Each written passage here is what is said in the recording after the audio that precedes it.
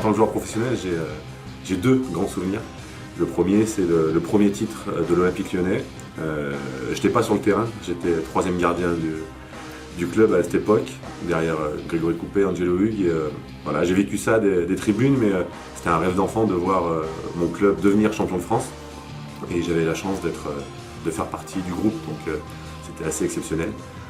Et puis le second, c'est plus personnel, c'est mon match de Ligue des Champions à Old Trafford contre Manchester United, où là, à cause de la concentration, j'ai que des flashs qui me reviennent.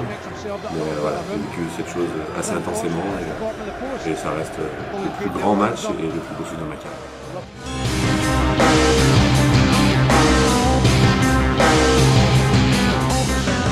Alors j'avais pas de plan de carrière, mais j'avais pour idée d'arrêter à 35, 36 ans, laisser la place aux plus jeunes. Et malheureusement c'est le système, quand tu es un joueur correct mais que tu n'es pas top joueur, c'est le système qui te met à l'arrêt. C'est ce qui s'est passé pour moi et j'avais pas prévu ma reconversion, donc il a fallu que j'improvise. On est un peu laissé à l'abandon. Le système du foot est bien organisé quand même, mais pour la reconversion on est un peu livré à soi-même. Et comme tous les jeunes, on évite d'écouter les anciens, même s'ils sont de très bons conseils et qui m'avaient dit que la carrière passait vite et qu'il fallait préparer sa retraite.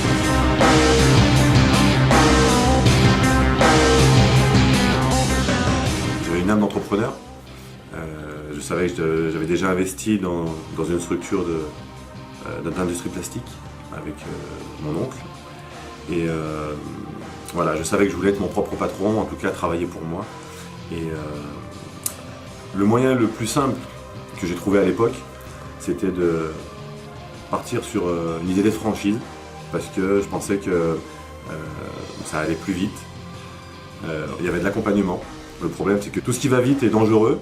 Je pense qu'il faut prendre le temps, quand on est entrepreneur, de bien étudier le domaine dans lequel on s'installe, de bien préparer son business plan, de bien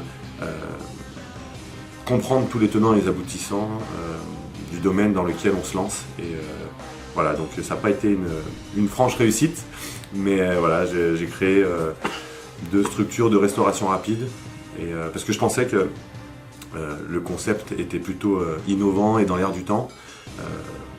C'était de la restauration rapide saine, une saladerie, donc manger vite, sain et équilibré. Je pensais que c'était dans l'air du temps et malheureusement c'est bien dans les grandes métropoles comme Paris, New York. À Lyon c'était un peu plus délicat.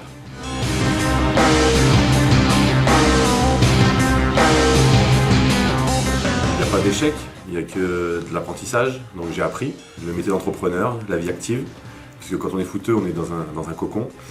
Donc par le biais d'une opportunité, je me suis formé pour faire de la gestion de patrimoine suite à une rencontre. J'ai été client de personnes comme moi et quand j'étais joueur de foot.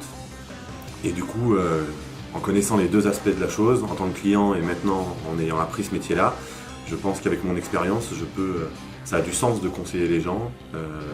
Ce mot conseil est important pour moi. Voilà, je suis quelqu'un d'empathique, je suis quelqu'un qui aime les gens et donc du coup pouvoir leur apporter un conseil qui rende leur situation meilleure une fois qu'ils m'ont rencontré qu'avant que je les ai rencontrés, ça m'intéresse. Donc au début j'ai commencé en tant qu'indépendant, toujours cet esprit d'entreprendre et par le biais d'opportunités je me suis associé, j'ai pris une participation dans le groupe HCI qui a la faculté d'avoir toutes les options pour aider un client. Donc voilà, c'est l'opportunité d'avoir la capacité de répondre à toutes les problématiques des clients qu'on rencontre, apporter une solution sur mesure et adaptée. Et c'est ça qui me plaît dans mon nouveau métier.